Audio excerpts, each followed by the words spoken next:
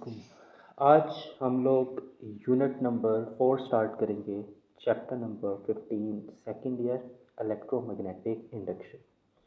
Electromagnetic induction है क्या? This is actually production of induce production of induce current and EMF due to change in magnetic flux. ठीक है, हमारे पास change in magnetic flux से जो इंड्यूस करंट और ईएमएफ की प्रोडक्शन होती है, इसको हम लोग नाम देते हैं इलेक्ट्रोमैग्नेटिक इंडक्शन का। ठीक है, चेंज इन मैग्नेटिक फ्लक्स को हम लोग डेल्टा फाई के साथ रिप्रेजेंट करते हैं। ठीक है, अब जब भी चेंज इन मैग्नेटिक फ्लक्स होता है तो हमारे पास इंड्यूस ईएमएफ पैदा होता है और इंड्यूस करंट पैदा होता है। तो चेंज इन मैग्नेटिक फ्लक्स से हमारे पास इंड्यूस ईएमएफ पैदा होगा और इंड्यूस करंट पैदा होगा।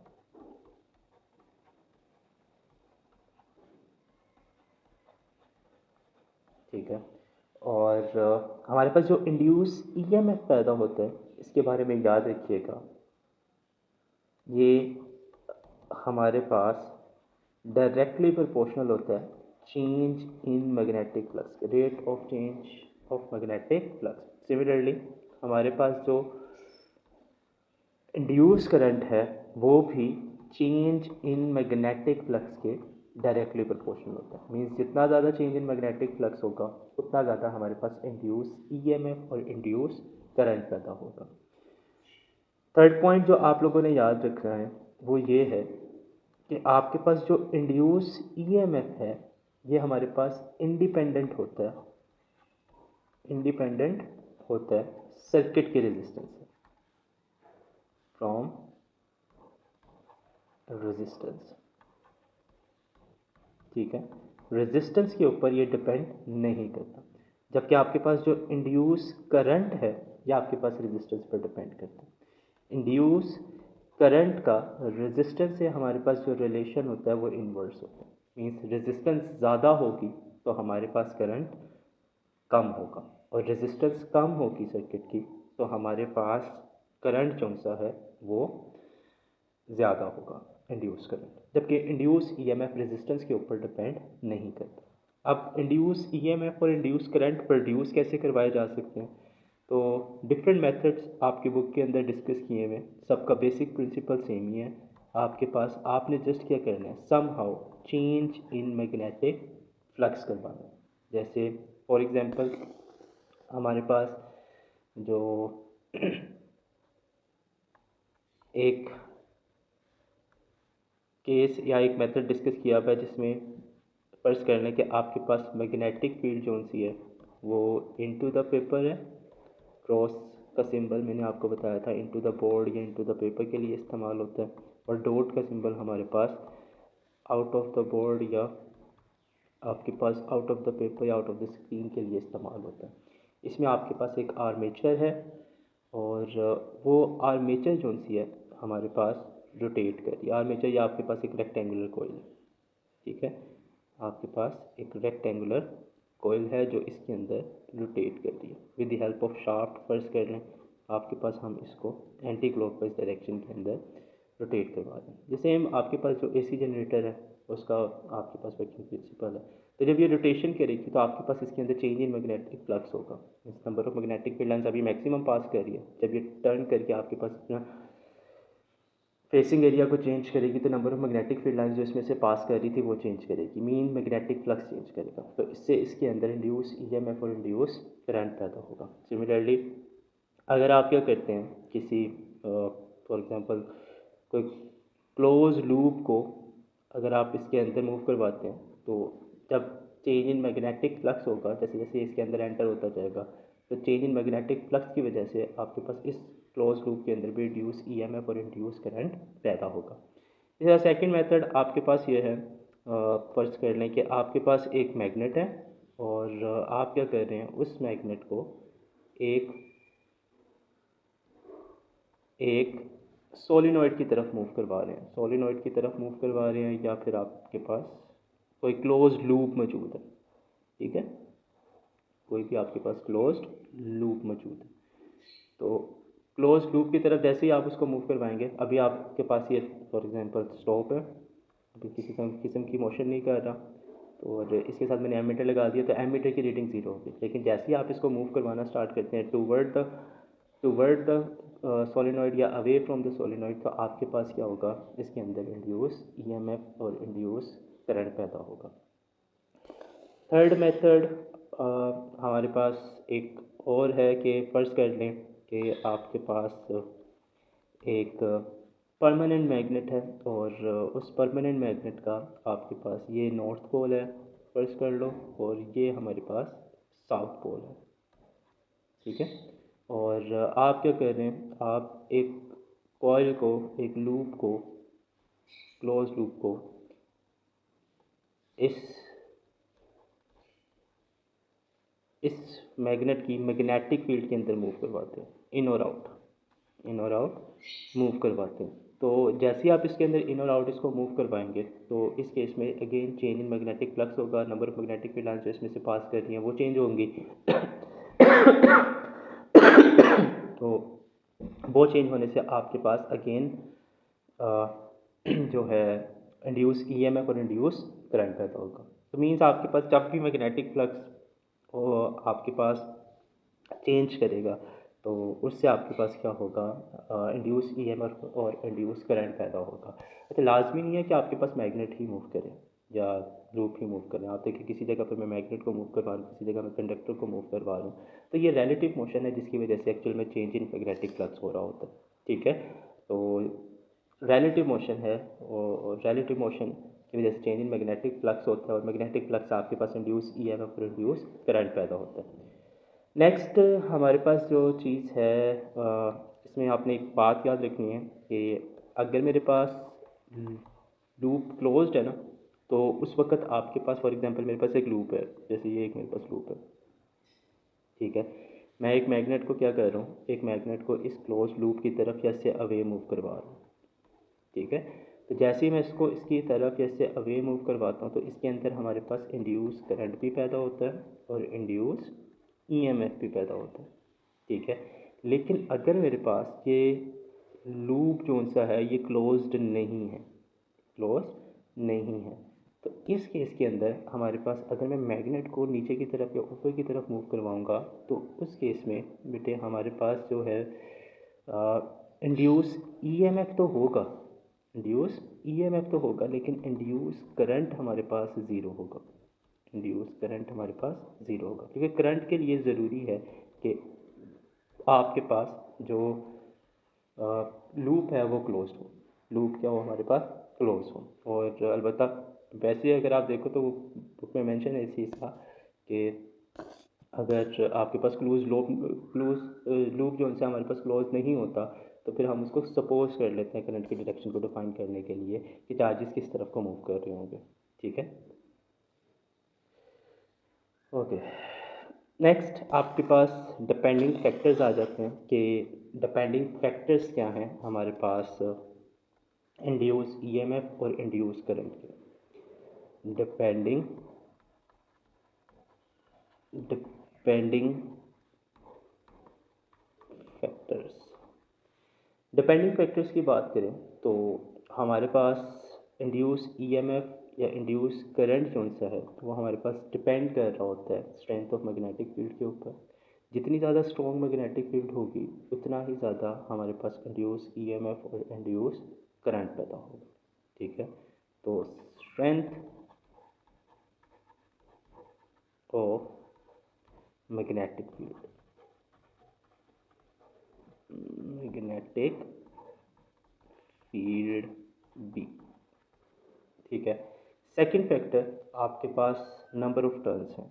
आपके पास नंबर ऑफ़ टर्न्स जो सी हैं वो जितनी ज़्यादा होंगी, हमारे पास जो इंड्यूस ईएमएफ है और इंड्यूस करंट है जो आपके पास लूप या कॉइल के अंदर प्रोड्यूस हो रहा है, वो आपके पास उतना ही ज़्यादा होगा। तो नंबर ऑफ टर्न्स एन। और थर्ड आपके पास है फैक्टर, आपके पास वो है rate of change of magnetic flux. Rate of change of magnetic flux, जिसको हमने delta phi over delta T से लिखा। अब हमारे पास जो rate of change of magnetic flux है, इसको इंक्रीज़ कैसे किया जा सकता है? इसको हम लोग इंक्रीज़ कर सकते हैं, can increase by moving loop faster. ठीक है, आप तेज़ी के साथ लूप को मूव करवा के जो rate of change of magnetic flux है उसको इंक्रीज़ कर सकते हैं। उसके अलावा आप मैंने जैसे बताया कि रिलेटिव मोशन है जिसके ऊपर ये डिपेंड कर रहा होता है, तो आप इसको इंक्रीज़ कर सकते हैं, कैन इंक्रीज बाय मूविंग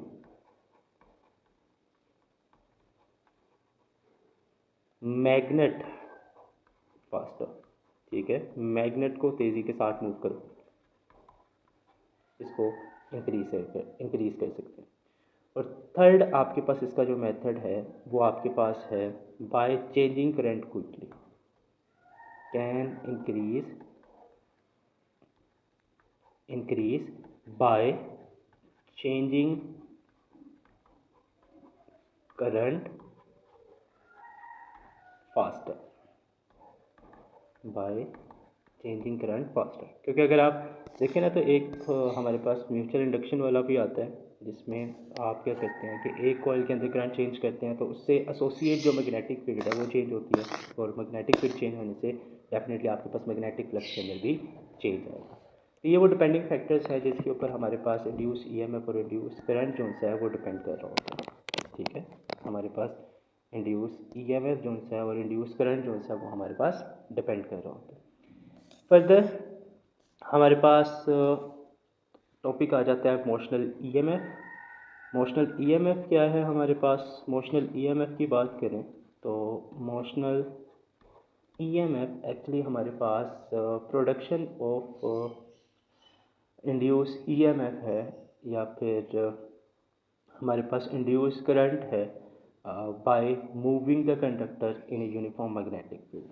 ठीक है, तो जो आपके पास ईएमएफ प्रोड्यूस होता है due to the motion of a conductor in a uniform magnetic field, उसको हम नाम देते हैं मोशनल ईएमएफ का। तो मोशनल ईएमएफ क्या है हमारे पास? This is actually EMF produce due to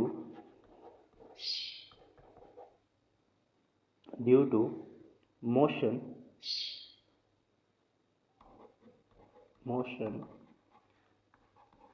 of a conductor in a uniform magnetic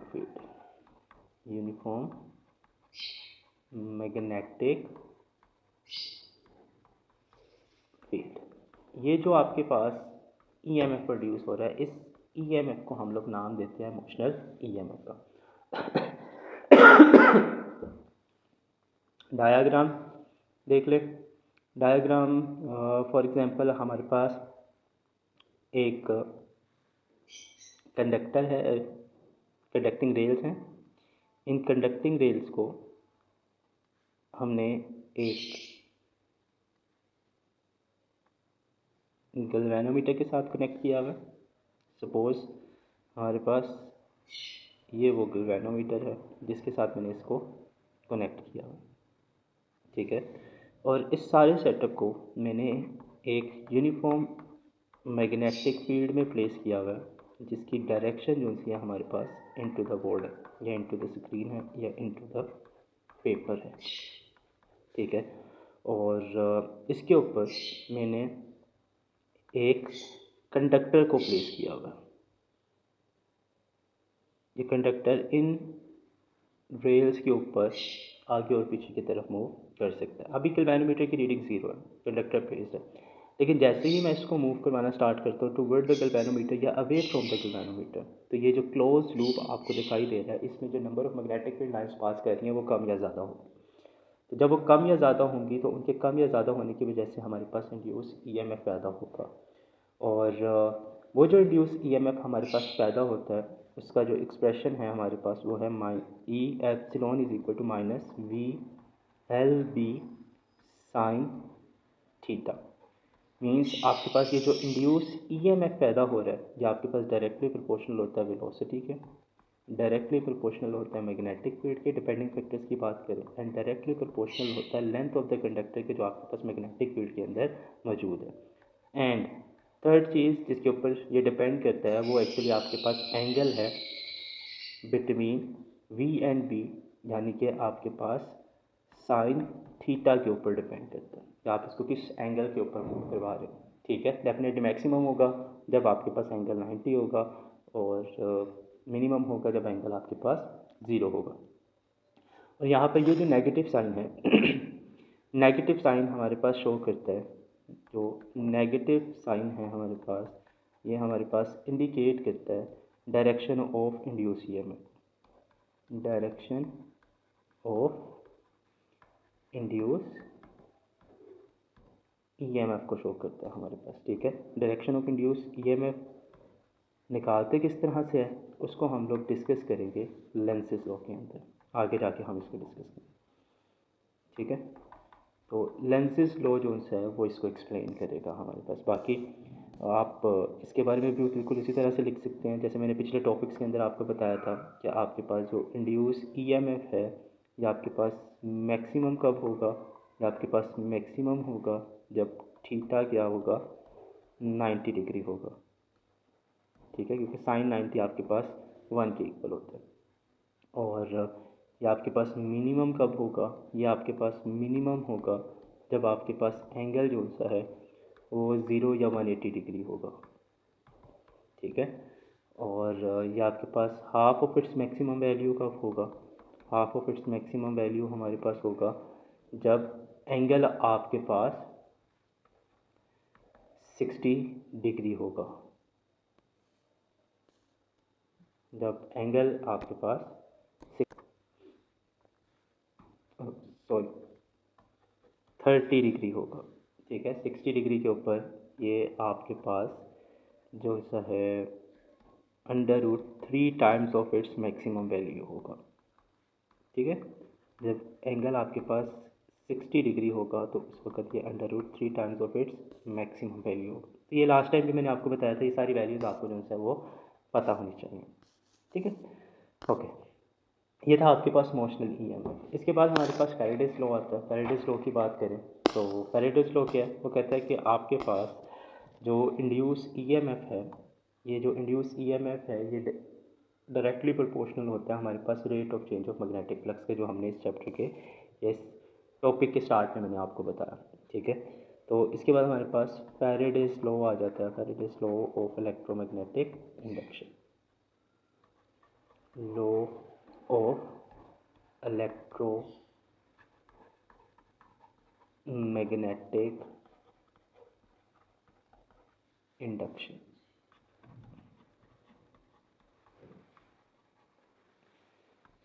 क्या है हमारे पास कि जो इंड्यूस ईएमएफ है, इंड्यूस्ड ईएमएफ है, ठीक है, या आपके पास जो इंड्यूस ईएमएफ जो है ये हमारे पास डायरेक्टली प्रोपोर्शनल होता है to the rate of change of magnetic flux. Induce EMF produce in a conductor is directly proportional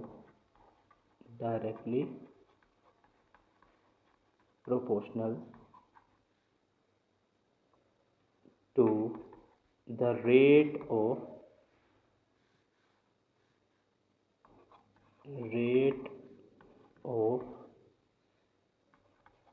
change of magnetic flux. ठीक है, और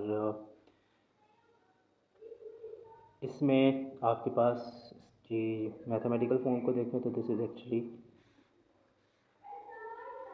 epsilon is directly proportional to delta phi over delta t. ठीक है, negative of delta phi over delta t. Negative sign आपके पास induce EMF की direction की information देता है। और फर्दर इसको अगर आप ऐसे डायग्राम देख लें तो डायग्राम आप प्रोबेबली ही यूज़ कर सकते हैं कि आप फर्ज कर लें एक रीजन है, उधर आपने मैग्नेटिक फील्ड अप्लाई की हुई है और ये आपके पास कंडक्टिंग रेल्स हैं। इन कंडक्टिंग रेल्स के ऊपर आपने एक कंडक्टर को प्लेस किया हुआ है और इसके साथ हमने एक गैल्वेनोमीटर या फिर हमने एक वोल्ट मीटर को कनेक्ट किया हुआ है। वोल्टेज में ये कहना है डेफिनेटली वोल्ट मीटर। अगर आप करंट देखना चाहते हैं तो आप गैल्वेनोमीटर लगा दें। तो यहाँ पर आपके पास फर्ज कर लें ये कंडक्टिंग रेल्स हैं और इस कंडक्टिंग रेल के ऊपर हमने एक कंडक्टर को प्लेस किया सपोज दिस। तो जितनी तेज़ी के साथ आप इसको मूव करवाएंगे और अगर ये एक्सेलरेट कर रहा है मीन्स इसकी वेलोसिटी इंक्रीज़ कर रही है तो इंड्यूस ईएमएफ जो प्रोड्यूस हो रहा है वो आपके पास इंक्रीज़ कर रहा है। लेकिन अगर ये ग्रेजुअली स्लो डाउन हो रहा है तो डेफिनेटली जो चेंज इन फ्लक्स है वो आपके पास डिक्रीज़ कर रहा होगा, तो इंड्यूस ईएमएफ भी आपके पास डिक्रीज़ कर रहा होगा। ठीक है, और आपके पास इसका जो फाइनल एक्सप्रेशन है हमारे पास होता है epsilon is equal to minus n into delta phi over delta t. ये आपके पास एक सिंगल लूप के लिए या अगर आपके पास एन नंबर ऑफ लूप्स मौजूद हैं उसके लिए। और आप इसको in terms of magnetic field भी लिख सकते हैं। हमें मालूम है कि जो मैग्नेटिक फ्लक्स होता है ये किसके इक्वल होता है हमारे पास, this is actually equal to B dot delta A. ठीक है, जिसको आप B into delta A cos theta भी लिख सकते हैं। यहाँ पे एरिया चेंज हो रहा है आपके पास, तो आप इस एक्सप्रेशन को इस शक्ल में भी लिख सकते हैं कि minus n into B into delta A cos theta divided by delta t. और ये जो लास्ट एक्सप्रेशन मैंने लिखा है this is actually Faraday's law for n loops. और इसको आप किस तरह से स्टेट करेंगे फैराडेज लॉ को, Faraday's law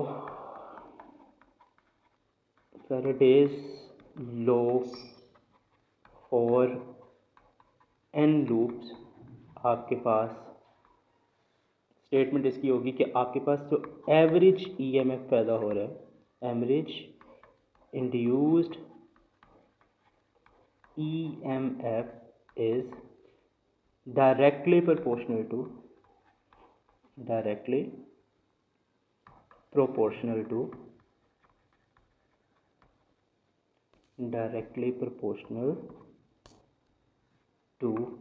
negative n times of rate of change of magnetic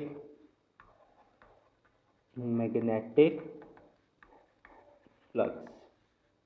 ठीक है, negative times of rate of change of magnetic flux. और इस पर भी इंड्यूस ईएमएफ जो है वो आपके पास डिपेंड कर रहा है एंगल के ऊपर।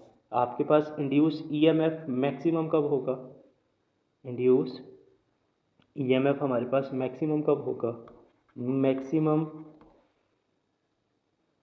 इंड्यूस ईएमएफ हमारे पास उस वक़्त होगा जब आपके पास जो एंगल है बिटवीन बी एंड ए, वही मैग्नेटिक फील्ड है, डेल्टा ए वेक्टर एरिया है, वो आपके पास 0 डिग्री होगा। ठीक है, when vector B and vector area A are parallel, ठीक है। तो आपके पास इंड्यूस ईएमएफ मैक्सिमम होगा, इंड्यूस ईएमएफ हमारे पास क्या होगा, मैक्सिमम होगा। और अगर आप इसको डायग्राम की शक्ल में देखें तो इस केस में आपके पास, जैसे फर्ज कर लें ये हमारे पास एरिया है तो जो मैग्नेटिक फील्ड होंगी वो इस वेक्टर एरिया के पैरेलल होगी, ठीक है। आपके पास मैग्नेटिक फील्ड जो है वो इसके पैरेलल होगी। और मिनिमम आपके पास कब होगा, मिनिमम इंड्यूस ईएमएफ कब होगा, जब आपके पास एंगल जो से है when B and A are perpendicular, are perpendicular means आपके पास सरफेस जो है वो कुछ इस तरह से रखी हुई होगी और वेक्टर एरिया और जो मैग्नेटिक फील्ड है उसके दरमियान जो एंगल होगा वो आपके पास 90 डिग्री बन रहा होगा, ठीक है। वो आपके पास 90 डिग्री बन रहा होगा, ठीक है। तो इस केस के अंदर आपके पास इंड्यूस ईएमएफ जो सा है वो आपके पास मिनिमम होगा, मीन ज़ीरो होगा। और इसको इस तरह से भी लिखा जा सकता है, मैंने लास्ट यूनिट में भी बताया था कि आपके पास ये स्टेटमेंट दो तरह से आती है। एक तो मैंने आपको ये बता दी स्टेटमेंट दोनों के लिए, मैक्सिमम और मिनिमम के लिए। एक आपके पास सरफेस एरिया से रिलेटेड करके वो कहते हैं कि व्हेन बी या व्हेन सरफेस, इस केस में held to perpendicular, surface perpendicular है, वेक्टर एरिया आपके पास जो है वो पैरेलल है। और इस केस में आपके पास इसको वो किस तरह से लिखेगा, इस केस में वो आपके पास लिखेगा कि when surface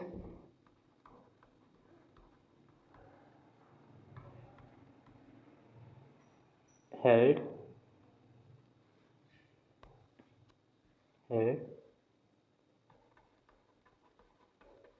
parallel to magnetic field, parallel to magnetic field, perpendicular to magnetic field और हेड पैरेलल टू मैग्नेटिक। तो ये दो तरह से पूछा जाता है क्वेश्चन, तो आपने इसका ध्यान रखना कि आपसे किस तरह से ये पूछा गया। इसके बाद हमारे पास लेंसेज लॉ आ जाता है। और लेंसेज लॉ हमारे पास क्या है, लेंसेज लॉ से आपके पास क्वेश्चंस के लिहाज से काफ़ी इम्पोर्टेंट है, तो इसको देखते हैं।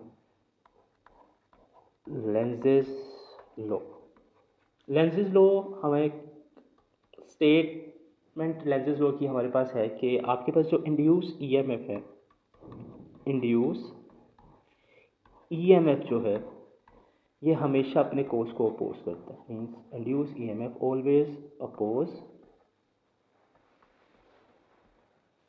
Its course.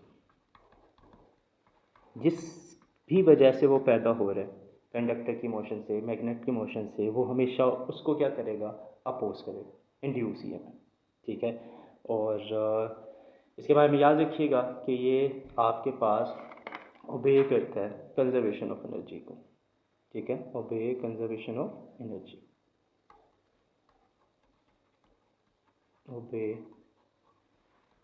Conservation of energy. किस तरह से ओबे करता है, अभी हम इसकी एग्जांपल्स देखते हैं तो वहाँ पर हम इसको डिस्कस कर लेते हैं। अब एग्जांपल्स में, या इसको हम केसेस बना के लिख लेते हैं कि फॉर एग्जांपल जो केस 1 है जिसमें आपके पास इंड्यूस ईएमएफ अपने कोर्स को अपोज कर रहा है, उसमें हमारे पास सिचुएशन कुछ इस तरह से है कि हमारे पास एक कंडक्टर है जो मैग्नेटिक फील्ड के अंदर मूव कर रहा है। केस नंबर 1 क्या हमारे पास, व्हेन अ कंडक्टर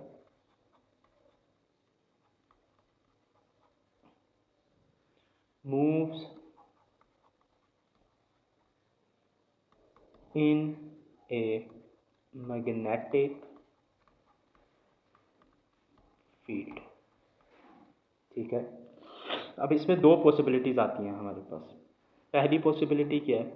पहली पॉसिबिलिटी को देखें तो उसमें जो कोज़ होगा हमारे पास जिसकी वजह से ये प्रोड्यूस हो रहा होगा, वो फ़र्ज़ कर लें हमारे पास है इंक्रीज़ इन फ्लक्स।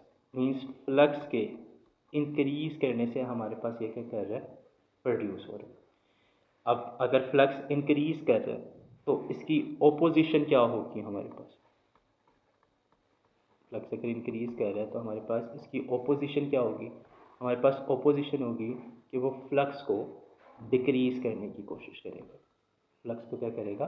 डिक्रीज़ करने की कोशिश करेगा। और वो फ्लक्स को डिक्रीज़ किस तरह से करेगा? वो फ्लक्स को डिक्रीज़ करेगा by opposing motion, by opposing motion, oppose motion.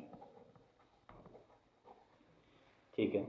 और सेकंड जो सा है हमारे पास पॉसिबिलिटी जिससे आपके पास ये इंड्यूस ईएमएफ पैदा हो सकता है, वो आपके पास है फ्लक्स का इंक्रीज़ करना, सॉरी इंक्रीज नहीं डिक्रीज़ करना। इंक्रीज़ करने वाला केस हम ऊपर डिस्कस कर चुके हैं। अब जब फ्लक्स डिक्रीज़ कर रहा है तो उसकी ऑपोजिशन क्या होगी? उसकी ऑपोजिशन होगी कि वो फ्लक्स को इंक्रीज़ करने की कोशिश करेगा। और वो फ्लक्स को इंक्रीज़ करने की कैसे कोशिश करेगा? वो फ्लक्स को इंक्रीज़ करने की कोशिश करेगा bye supporting motion, support motion of conductor. ठीक है। यहाँ पर फ्लक्स इंक्रीज़ कर रहा है मीन्स चेंज इन फ्लक्स आपके पास इंक्रीज़ कर रहा होगा, फ्लक्स डिक्रीज़ कर रहा है मीन्स चेंज इन फ्लक्स आपके पास डिक्रीज़ कर रहा होगा। इसको एक एग्जांपल के थ्रू देखते हैं। अगेन हम उसी एग्जांपल को कंसीडर कर लेते हैं कि हमारे पास फर्ज कर लें कि कंडक्टिंग रेल्स हैं और इन कंडक्टिंग रेल्स के ऊपर हमने एक कंडक्टर को प्लेस किया। ठीक है।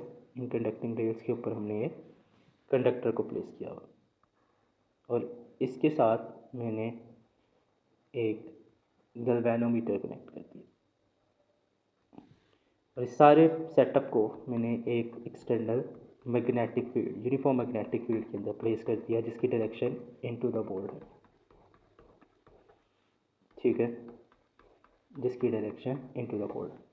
अच्छा, अब इस केस के अंदर देखें हमारे पास होगा क्या कि फ़र्ज़ कर लें कि ये आपके पास कंडक्टर है जिसकी मैं बात करूँ। अगर आपके पास चेंज इन फ्लक्स इंक्रीज़ कर रहा है, ठीक है, चेंज इन फ्लक्स इंक्रीज़ कर रहा है, यानी कि फ़र्ज़ कर लें कि अगर ये इस तरफ को मूव कर रहा है तो ये एक्सेलरेट कर रहा है। ये क्या कर रहा है? हमारे पास एक्सेलरेट कर रहा है, इसकी वेलोसिटी इंक्रीज़ कर रही है। तो जो इंड्यूस ईएमएफ है, जो हमारे पास इंड्यूस ईएमएफ है या इंड्यूस करंट है, उसके फ्लो करने से आपके पास जो मैग्नेटिक फील्ड प्रोड्यूस होगी उसकी डायरेक्शन कुछ इस तरह से होगी कि वो तो आपके पास उससे जो मैग्नेटिक फील्ड प्रोड्यूस होगी वो कुछ इस तरह से इंटरेक्ट करेगी कि इस कंडक्टर के ऊपर जो मैग्नेटिक फोर्स लग रही होगी वो अपोजिट डायरेक्शन में होगी। मीन्स वो इस इंक्रीजिंग वेलोसिटी को डिक्रीज़ करने की कोशिश करेगी, इस इंक्रीजिंग वेलोसिटी को डिक्रीज़ करने की कोशिश करेगी। हाँ, लेकिन अगर ऐसा होता कि आपके पास इसकी वेलोसिटी डिक्रीज़ कर रही है, इसकी वेलोसिटी क्या कर रही है? हमारे पास डिक्रीज़ कर रही है, तो उस केस के अंदर आपके पास जो इंड्यूस करंट इसमें से फ़्लो करता, उससे प्रोड्यूस होने वाली मैग्नेटिक फील्ड की डायरेक्शन कुछ इस तरह से होती कि इसके ऊपर जो मैग्नेटिक फोर्स लगती ना, वो इसकी मोशन को सपोर्ट करती, इसकी मोशन को क्या करती? सपोर्ट करती। ठीक है, मीन्स वो इसको एक्सेलरेट करवाने की कोशिश करती। जस्ट लाइक अगर आप इस केस में देखें तो आपके पास ऑपोजिशन का क्या मतलब है? ऑपोजिशन का मतलब है कि वो इसकी वेलोसिटी को डिक्रीज़ करेगा अगर वो इंक्रीजिंग है।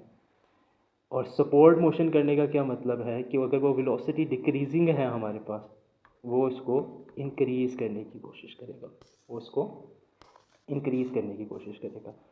तो ये आपके पास केस नंबर 1 था।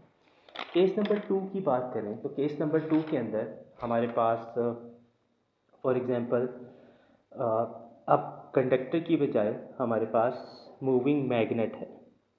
ठीक है। केस नंबर 2 क्या है हमारे पास? हमारे पास कंडक्टर की बजाय केस नंबर 2 मूविंग मैग्नेट है। मैग्नेट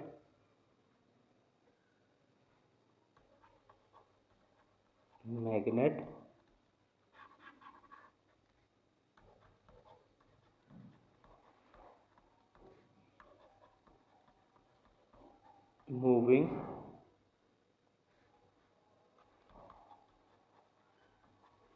टूवर्ड्स या फिर away from coil. Magnets moving towards और अवे फ्रॉम कॉइल। तो इसमें भी हमारे पास दो ही पॉसिबिलिटीज़ हैं। आपके पास कोस की बात करें ये या फिर ऑपोजिशन की बात करें। अब कोस दो ही पॉसिबल हैं। कोस हमारे पास या तो इंक्रीजिंग फ्लक्स होगा या फिर डिक्रीजिंग फ्लक्स होगा। और अगर वो इंक्रीजिंग है तो उसकी ऑपोजिशन आपके पास क्या होगी? उसकी ऑपोजिशन हमारे पास फ्लक्स को डिक्रीज़ करना होगी। ठीक है, फ्लक्स को डिक्रीज़ करना होगा। मीन्स या तो फ्लक्स हमारे पास इंक्रीज़ कर रहा होगा और उसकी ऑपोजिशन हमारे पास होगी फ्लक्स को डिक्रीज़ करना, और या फिर फ्लक्स डिक्रीज़ कर रहा होगा, उसकी ऑपोजिशन हमारे पास होगी फ्लक्स को इंक्रीज़ करना। अब इस केस में किस तरह से होगा? अब आपके पास जो इंड्यूस करंट पैदा हो रहा होगा मैग्नेट की मोशन से, उससे जो मैग्नेटिक फील्ड प्रोड्यूस हो रही होगी उसकी डायरेक्शन कुछ इस तरह से होगी कि वो आने वाले मैग्नेट को अपोज करेगी, उसकी मोशन को अपोज करेगी। Oppose motion of magnet. ठीक है, आपके पास मोशन ऑफ मैग्नेट को अपोज करेगी। पर इस केस के अंदर वो आपके पास सपोर्ट कर रही होगी। सपोर्ट मोशन ऑफ मैग्नेट किस तरह से? अब फर्ज कर लें आपके पास एक कॉइल है। अगेन ये फ़र्ज कर लें हमारे पास एक कॉइल है या सोलेनॉइड है, जो भी है आपके पास, एक क्लोज सर्किट है हमारे पास, इसके साथ गैल्वेनोमीटर कनेक्टेड है। मैं क्या करता हूँ, एक मैग्नेट को इसकी तरफ मूव करवाता हूँ। एक मैग्नेट को इसकी तरफ मूव करवाता हूँ। अब मैग्नेट इसकी तरफ मूव कर रहा है, इट मीन्स फ्लक्स इंक्रीज कर रहा है। अब इसके अंदर जो इंड्यूस करंट पैदा हो रहा है या इंड्यूस ईएमएफ पैदा हो रहा है, उसकी डायरेक्शन कुछ इस तरह से होनी चाहिए कि वो इसकी मोशन को अपोज करे। अब वो मोशन को अपोज कैसे करेगा? वो मोशन को अपोज करेगा अगर वो इस साइड पर नॉर्थ पोल बना ले और इस साइड पर साउथ पोल बना ले। अगर ये इसकी तरफ मूव कर रहा है मीन्स वो इसको रिपेल करेगा। तो ओपोजिशन वो किस तरह से करेगा? बाय रिपल्शन या बाय रिपेलिंग, बाय रिपेलिंग आपके पास मैग्नेट। ठीक है, और वो उसको रिपेल कर रहा होगा, इन अदर वर्ड सिंपल। और अगर आपके पास गेन सेम कॉइल है आपके पास, इसके साथ गैल्वेनोमीटर कनेक्टेड है और मैग्नेट अब टूवर्ड्स मूव करने की बजाय अवे मूव कर रहे हैं, उससे अवे जा रहा है, तो अब वो क्या करेगा? इसको फ्लक्स को डिक्रीज़ होने से रोकने के लिए, फ्लक्स को डिक्रीज़ होने से रोकने के लिए वो इसको अपनी तरफ अट्रैक्ट करेगा, उसको अपनी तरफ अट्रैक्ट करेगा। और अट्रैक्ट करेगा किस तरह से? वो जो पहले मोशन थी उसको सपोर्ट करके। ठीक है, मीन्स इस केस में वो मैग्नेट को क्या कर रहा होगा? अट्रैक्ट कर रहा होगा। मीन्स वो इस साइड पर साउथ पोल बना लेगा और इस साइड में हमारे पास नॉर्थ पोल बना लेगा। और इसी तरह से हमारे पास जो लास्ट केस है, लास्ट केस जो सा है उसके अंदर हमारे पास चेंजिंग करंट वाला केस है। मीन्स एक कॉइल के अंदर करंट इंक्रीज़ कर रहा है या फिर डिक्रीज़ कर रहा है। केस नंबर 3,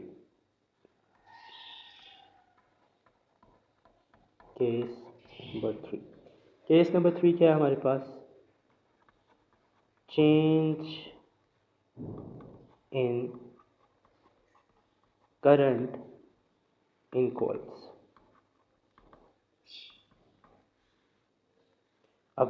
इसमें भी दो ही पॉसिबिलिटीज़ हैं हमारे पास। कोस क्या होगा, या तो हमारे पास फ्लक्स इंक्रीज़ कर रहा होगा या फिर डिक्रीज़ कर रहा होगा।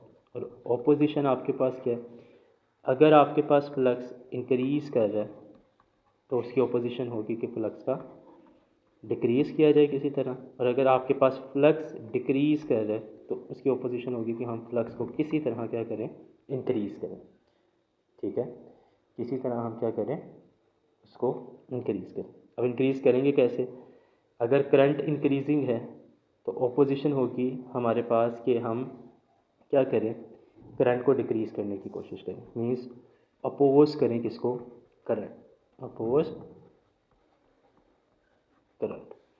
और अगर आपके पास करंट डिक्रीज़ कर रहे हैं तो उसको सपोर्ट करें, सपोर्ट करें। ठीक है, करंट को क्या करें, सपोर्ट करें।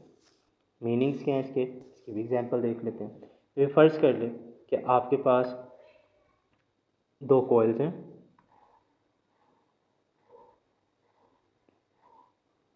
ठीक है, इसके साथ मैंने एक वेरिएबल सोर्स ऑफ